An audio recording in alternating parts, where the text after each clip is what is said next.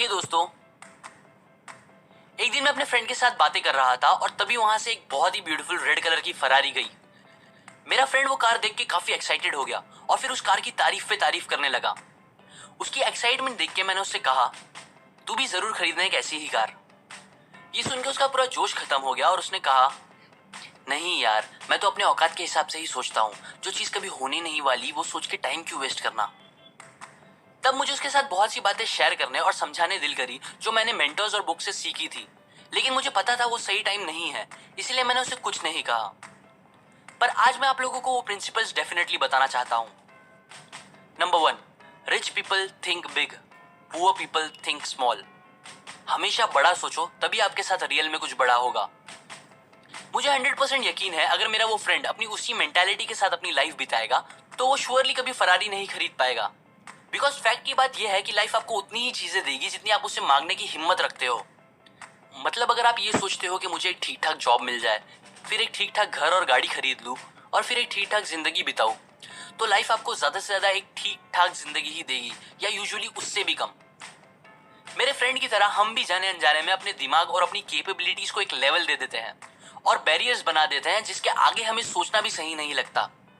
जैसे कि ये घर हमारी हैसियत के बाहर है, ये चीजें तो हम सपने में भी नहीं खरीद सकते, मैं ये सब कभी अचीव कर ही नहीं पाऊंगा, एक्सेट्रा एक्सेट्रा। जब हम ऐसे बैरियर्स डाल देते हैं हमारी सोच पे, तो रियल में भी फिर वैसा ही होता है और हम कभी उस बैरियर को क्रॉस करके कुछ अचीव नहीं कर पाते।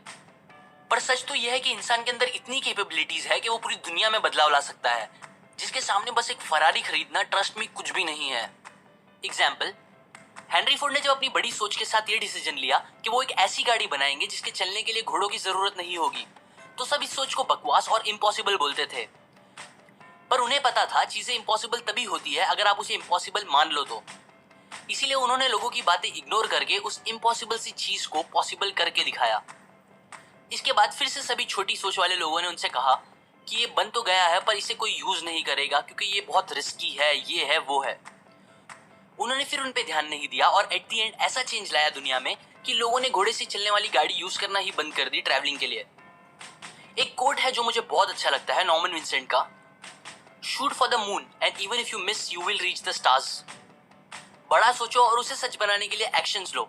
शायद आप जैसा चाहते हो एग्जैक्टली सब कुछ वैसा ना हो, लेकिन यकीन करो आप अपनी उस बड़ी सोच के साथ कुछ ना कुछ बड़ा जरूर अचीव कर लोगे। बिकॉज बड़ा सोच के ही लोग बड़े बन पाते हैं और छोटा सोचने वाले हमेशा छोटे रह जाते हैं। Number 2, rich people admire other rich and successful people, poor people recent rich and successful people. ऐसा कितनी बार हुआ है कि आपने किसी अमीर इंसान की बात की हो और लोगों ने आपको ये कहा हो कि अरे ये सब लालची लोग हैं जो 2 नंबर का काम करके आगे बढ़ते हैं। आपका तो पता नहीं, मैंने ऐसी बातें बहुत बार सुनी है और यूजुअली उनके मुंह से जो गरीब है और खुद दिन में 100 गलत काम करते हैं पैसों के लिए। पुअर मेंटालिटी वाले लोगों को लगता है कि हर अमीर इंसान कुछ गलत करके ही आगे बढ़ता है, जो कि सच नहीं है। पर वो ऐसा सोचते हैं क्योंकि कहीं ना कहीं वो उन्हें पसंद नहीं करते और उन्हें नीचे गिराने की सोचते हैं। जबकि अमीर मेंटालिटी वाले लोग सक्सेसफुल लोगों से इंस्पायर होते हैं, उन्हें और ऊपर बढ़ाने की कोशिश करते हैं। वो उनसे जलने के बजाय उनसे सीखते हैं और फिर खुद भी और सक्सेसफुल बनते हैं। Number 3, rich people constantly learn and grow, poor people think they already know. ये one of the most important principle है जो रिच को पुअर से अलग करता है। हम सब एक ना एक ऐसे इंसान को जानते ही हैं जिसे लगता है उसे दुनिया की हर चीज पता है। आप उससे कुछ पूछो या ना पूछो, वो आपको फुल कॉन्फिडेंस में पॉलिटिक्स, ग्लोबलाइजेशन और ऐसे बड़े बड़े कॉम्प्लिकेटेड टॉपिक्स की बातें ऐसे बताएगा जैसे उसने उन सब फील्ड में पीएचडी करके सालों उनमें काम किया हो। और अगर गलती से आप उसे कुछ अच्छा समझाना चाहोगे तो वो हमेशा आपको बोलेगा, मुझे मत सिखाओ, मुझे पता है सब कुछ। ये और कुछ नहीं, पुअर मेंटालिटी की पहचान है। एल्बर्ट आइंस्टाइन का कोट है, the more I learn the more I realize how much I don't know. मतलब मैं जितना ज्यादा चीजों के बारे में सीखता हूं उतना मुझे समझ आता है कि मुझे कितना कुछ नहीं पता उन्हीं चीजों के बारे में। ये वो इंसान कह रहा है जिसकी स्मार्टनेस की दुनिया आज भी तारीफ करती है। और हम यहाँ थोड़ी बहुत न्यूज देख के, पेपर्स या बुक पढ़ के ये सोचते हैं कि हमें सब पता है और अगर दुनिया हमारे हिसाब से चलने लगेगी तो कुछ बुरा होगा ही नहीं कभी। अब मैं ये नहीं बोल रहा कि दुनिया में सब कुछ सही या सब कुछ गलत हो रहा है, पर बात यह है कि चीजें हमें जितनी सिंपल लगती है एक्चुअल में उतनी सिंपल होती नहीं। सो आप ये मत अज्यूम करो कि आपको सब कुछ पता है।